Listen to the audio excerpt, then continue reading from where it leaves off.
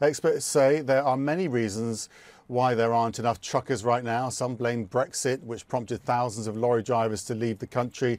There's also the pandemic, which delayed training for new drivers. People left their jobs as well, went elsewhere. Then there's the job itself, low wages, long hours away from home and difficult work. And the shortage isn't just in the UK. Finding qualified drivers has become a problem worldwide.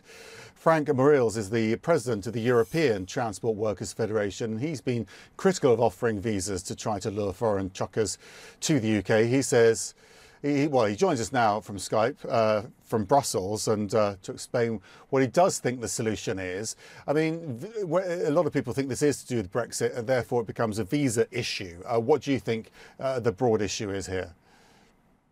Well, it's for sure that the problem is very visible now. It has to do with Brexit, it has to do with the corona crisis, but in fact, the problem of shortage of drivers isn't new. There is a shortage all over Europe, not only in the UK. We see that in Germany, for example, there are 60,000 jobs open for truck drivers. In Poland, they search 120,000 drivers. So it's a general problem. In my country, for example, in Belgium, we see that the average age of a truck driver is 50. So that means that young people do not step in the job anymore because the job is not attractive anymore.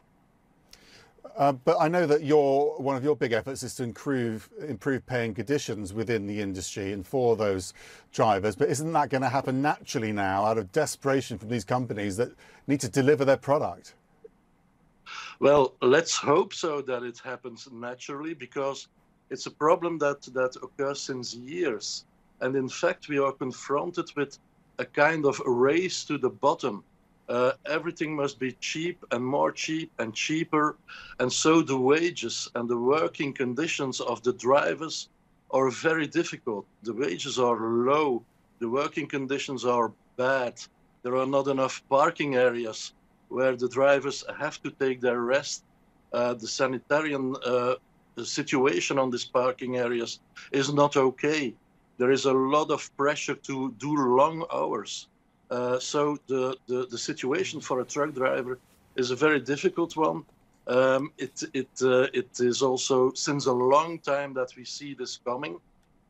So let's hope that it may change the situation for these truck drivers, because in our opinion, there is no problem of a shortage of drivers. There is a problem of decent jobs that are not disponible for the drivers. What jobs did all of those, obviously, if we take Brexit out of this, in relation to the UK at least, the other issue is obviously the pandemic, and there's very little work, wasn't it, for a lot of these truckers, so they had to find other work.